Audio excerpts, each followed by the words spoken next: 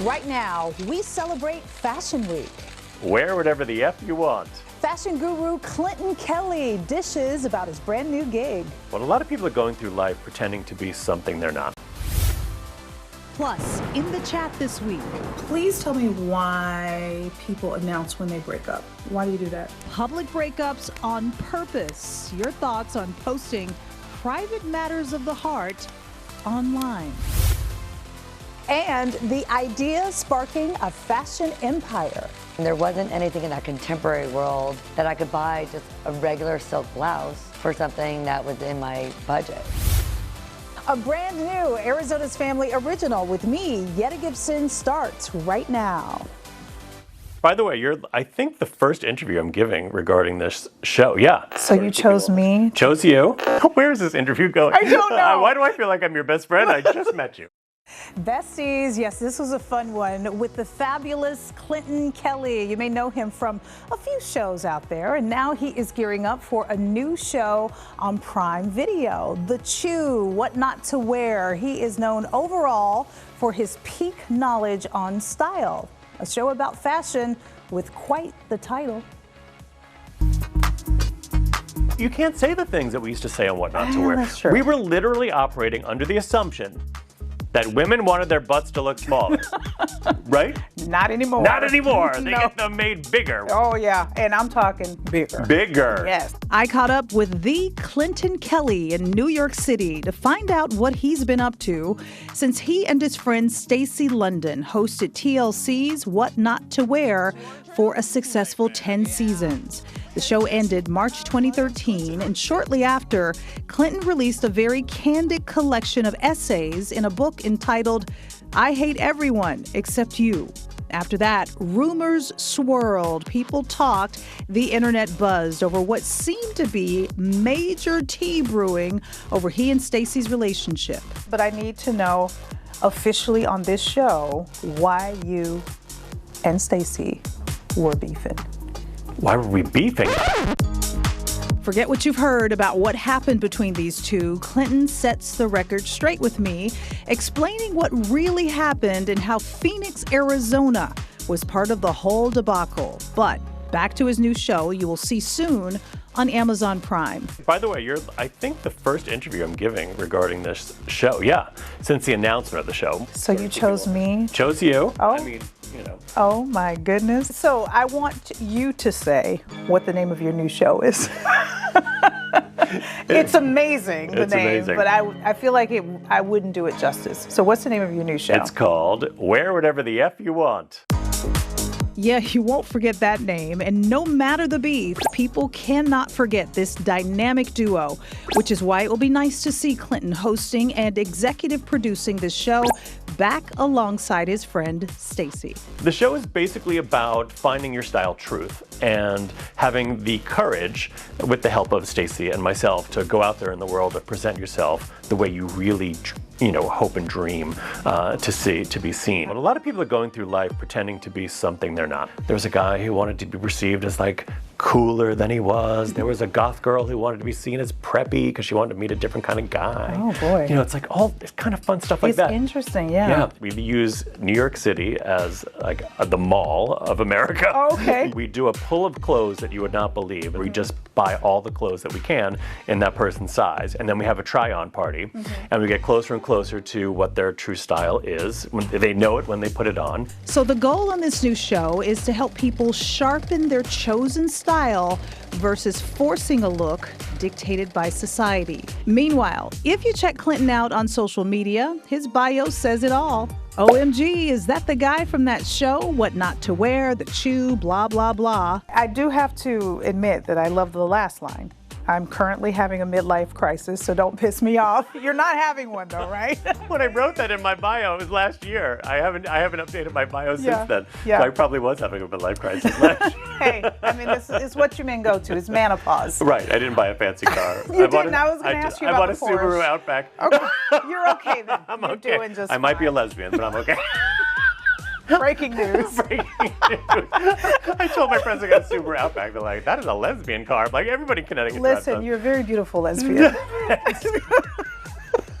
Where is this interview going? I don't know. Why do I feel like I'm your best friend? I just met you. I'm having an incredible time. Like I'm at a wonderful point in my life in that like I've done so many things. I've done everything that I set out to do in my life. And now I'm 55, I'm like, now what? I got to find more things to put on the to-do list. On one of his Instagram posts, he says, your closet is a reflection of your style esteem. If your closet is a mess, I guarantee you that your style is a mess. Clinton's style advice on and off the camera feels psychological almost. He aligns how one manages clothes in their closets with how it radiates into a person's overall style and vibe. Clinton is not a psychologist, but he's married to one. And the way they prioritize life and their relationship is something we can all learn from.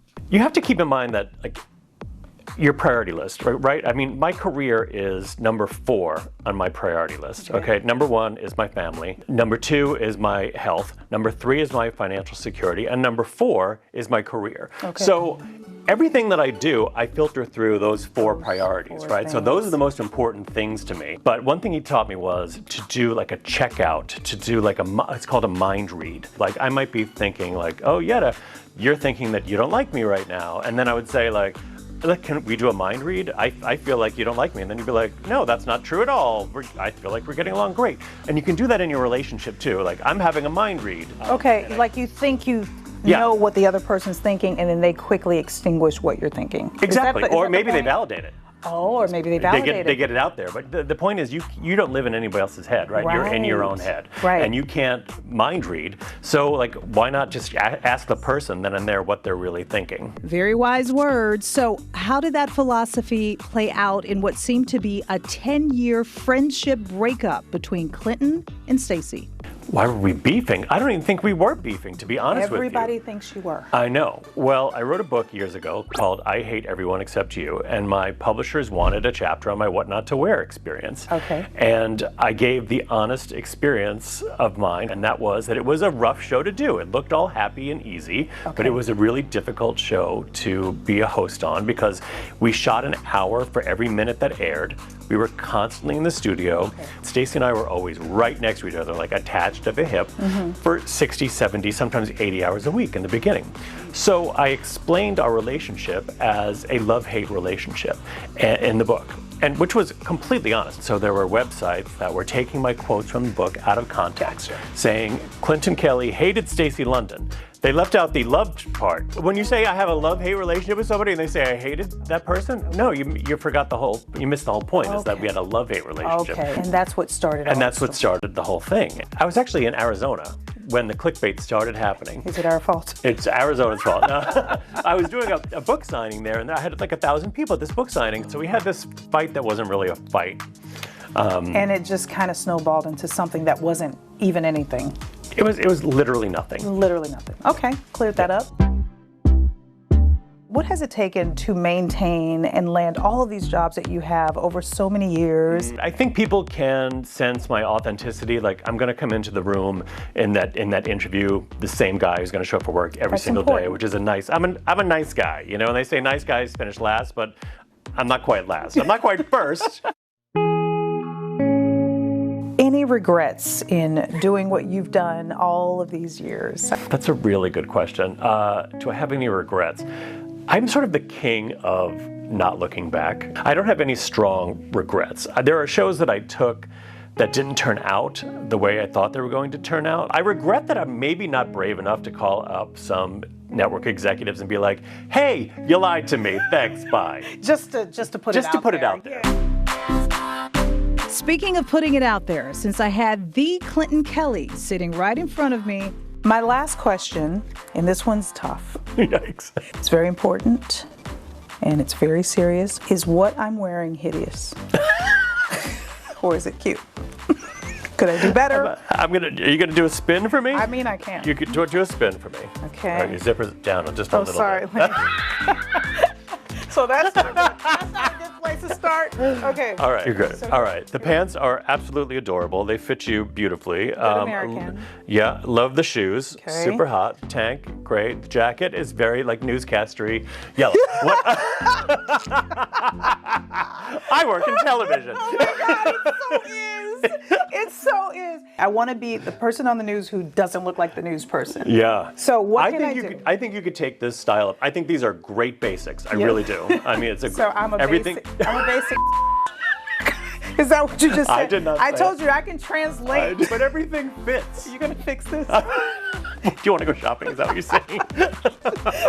Yes. Can we go shopping, please? Sure, that'll be You're fun. the best. You're the best. Oh my God. This was so much fun.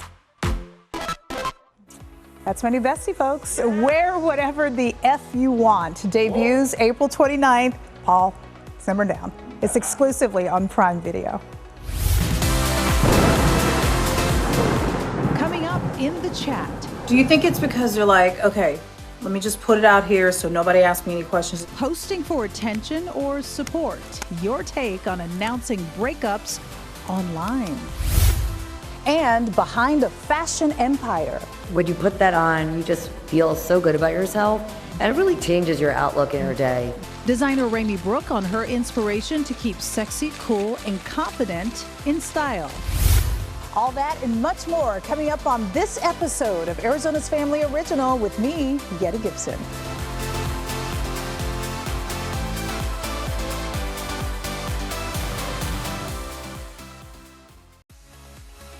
All right, it's time for In the Chat. This is a portion of the show where we go through some hot headlines, and this week it's getting a little bit messy. Simone and Paul are here to weigh in, but first, you know, I brought the first topic to folks online. Watch. Just want you guys to clear this one up. It's one thing to go Instagram official when you're dating someone. I guess I get that. But please tell me why people announce when they break up. Why do you do that? Do you think it's because they're like, okay, let me just put it out here so nobody asks me any questions? Do you think maybe they want pity? Your relationship status, some people change that knowing that it goes out on the feed. So is there a reason why you put it on social media? I want to know your thoughts in the chat. Okay, so we got so many responses to this one. An overwhelming majority of you say it's all for attention. One person said you announce a breakup to grab a rebound. Another one of you saying it's more so to announce, now I'm taking interviews. Hello. One of you said you don't need a breakup announcement to know things are over between a couple. Suddenly you just notice there are no more pictures of the girl or the boy in a while. So I just assume they broke up and they're just too embarrassed to talk about it. So what say you? We're going to start with Paul because you are the married person of the group. Yeah, I've been married almost 20 years. So when you see those, what do you think? That's an advertisement. Yeah. And I never thought that. Well, until I saw that's those just people for responses. attention. Some of our viewers are very correct on this. Yeah. This goes in the top 2 things I can't stand when people post, okay? Their breakup, woe is me, and then when people have a wound or something, they take a picture of their feet. Or if they're in the hospital or something. Yeah, no, we don't need to too much information. Yeah. So right? I mentioned in the first part of that social video that people announce when they're together. They do an Instagram official. We talked about this with you, Simone, so that's okay. That's beautiful. But it's not okay to say, okay, hey, we broke up. What if they're embarrassed and they just don't want to field too many in-person questions? Right. I think we are so accustomed now to this social media world where we think everything needs an announcement, new job, new relationship, like I'm moving, celebrity. new car. It's like, who cares? Like, this is all stuff that people have been doing for decades. We never had the internet to talk about it, right? A girl that I follow, actually, she stopped wearing her wedding ring, and that was like a subtle way of like, her hand is showing in all her pictures and there's no ring, so that was kind of how... I think that's okay. I mean, you take the ring off when you're not married. You can't do anything about that. Okay. And that's like a subtle announcement. Yeah, it's like, I don't need to dedicate a whole post and caption to this, but if you're paying attention, you know I'm back on the market. Yeah. Do you ever think it's just honest, like they really just want people to know? Because my personal page is for my family who's on the East Coast, and I like for them to see the kids, what they're doing, not calling everybody, telling them they see it right there. So do you think it's ever very innocent? And they're just like, okay, No. no. Maybe, and like maybe you're right. The worst is when you have to answer questions right after you go through a breakup, because you're like, I'm already embarrassed, I'm already heartbroken, and now I have to answer 50 questions from my friends and family. So maybe people are trying to get ahead of that. It's just the type of person that would post that. I don't. Yeah. So Not a the fan. overwhelming vote is just don't do it. No. Yeah. Come on. All right. Well, so maybe in the chat next week we'll talk about Simone's new tattoo. Oh boy. Oh, yes. Philly. Fly, Eagles, fly, right? That's next week's vote. Okay, sorry. Next week. From breakups to a big return, Playboy is back. Have you heard? They're on the shelves for the first time in years. Take a look. Here's the cover of the magazine. The newest edition. Hello. Playboy announced it's going to be issuing. That's Lori Harvey there. Print versions are back. Well, did they ever leave? Yeah, they were gone. I think in 2020. Okay. The pandemic, they were gone, and now they're back. They are starring Lori Harvey on this inaugural magazine. Okay. She's the cover girl for the issue. It's available in stores now. So what do we think of Playboy? Did you forget about it? Well, first off, try to call ahead and find a Playboy, people. Go to my social for that. We were trying to find an issue just to hold up. They thought they were prank phone calls. And you cannot find them. But we did find 2 stores that have them. But anyways, you're probably too young to know about Playboy. No, I know about it. I'm not as young as you guys think I am. I know about it because like that was with the little boys, you know. It was like you went in your big brother or your dad's room and you stole the collection out from under the bed. She is beautiful. She is, yeah. She is so stunning and what gorgeous. a great idea to have her. They knew what they were doing. Yeah. My wife told me this because I needed to ask who this was. Is it Steve Harvey's daughter? That's his daughter. No, I don't. No, I'm not going to. No. No, what? Not interested in seeing that. Well, remember, Playboy, they kind of reinvented themselves. Remember, you guys always said it was for the articles anyways. But Great articles. now the nudity is tasteful and there's not that much in there. So it's really just kind of a magazine. They've turned it into like an empowering, kind of like Sports Illustrated. So it's more like that, Paul. All right, I'll pick one up. We twisted your arm on that one. Thank you guys for joining me this week. When she puts on the clothing, I want her to feel like happy, sexy, and confident. All right, you see her stuff in stores, now go behind the scenes. Coming up, fashion designer Ramy Brook opens up about the problems she saw within the industry and how she is now on a mission to fix it.